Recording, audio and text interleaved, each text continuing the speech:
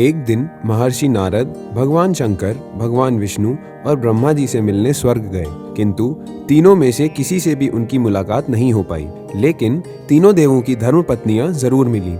भेंट के दौरान महर्षि नारद ने यह अनुभव किया कि इन तीनों को ही अपने अपने पतिव्रत धर्म, शील एवं सद्गुणों पर बड़ा गर्व है। अतः उन्होंने एक एक के पास जाकर कहा, मैं पूरा विश्व घूमता हूँ, किंतु अत्रि ऋषि की पत्नी अनुसुईया के समान पतिव्रत धर्म का पालन करने वाली शील एवं सद्गुण संपन्न स्त्री न ही मैंने देखी है, न ही सुनी है। यह सुनकर माँ पार्वती, माँ लक्ष्मी और माँ सावित्री को बड़ी ईर्ष्या हुई।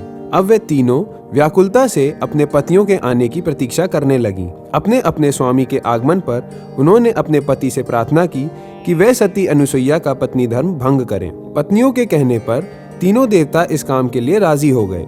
अब वे तीनों एक साथ अत्रि ऋषि के आश्रम जा पहुंचे। पूर्णतः योजना बनाकर वे तीनों साधु के रूप में भिक्षा मांगने लगे। जब माँ अनुसुईया भिक्षा देने आई तो अतिथि सेवा में तैयार माँ अनुसुईया ने कहा, आप लोग गंगा स्नान करके आइए, तब तक मैं भोजन तैयार करती हूँ। स्नान के बाद माँ अनुसुईया ने उन्हें भोजन परोसा।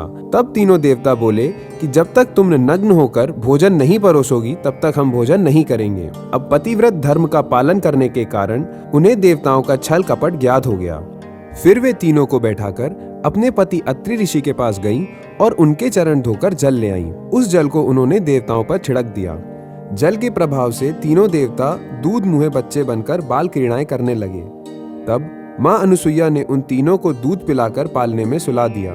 इस प्रकार कई दिन बीत गए। जब तीनों देवता लौटकर अपने लोक नहीं पहुंचे तो उनकी पत्नियां चिंतित हो गईं। फिर एक दिन नारद जी से ही उन्हें पता चला कि वे अत्रि ऋषि के आश्रम के आसपास देखे गए हैं।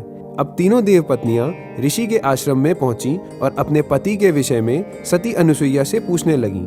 तब माँ अनुसुईया ने पालने की ओर इशारा किया और कहा, पहचान लो। तीनों ही किसी भी प्रकार अपने पति को नहीं पहचान पाईं, तो हाथ जोड़कर माँ अनुसुईया जी से प्रार्थना करने लगीं कि हे देवी, हमें अपने अपने पति अलग अलग प्रदान कीजिए। देवी अनुसुईया बोली, इन्होंने मेरा दूध पिया है, अतः यह मेरे बच्चे हुए। अब इन्हें किसी न किसी रूप में मेरे पास ही रहना होगा। फिर तीनों देवों की देवियों ने माँ अनुसुईया से क्षमा मांगी। माँ अनुसुईया ने पुनः पति के चरण धोए, जल को देवताओं के ऊपर छिड़का और वे पूर्व रूप में वापस आ गए।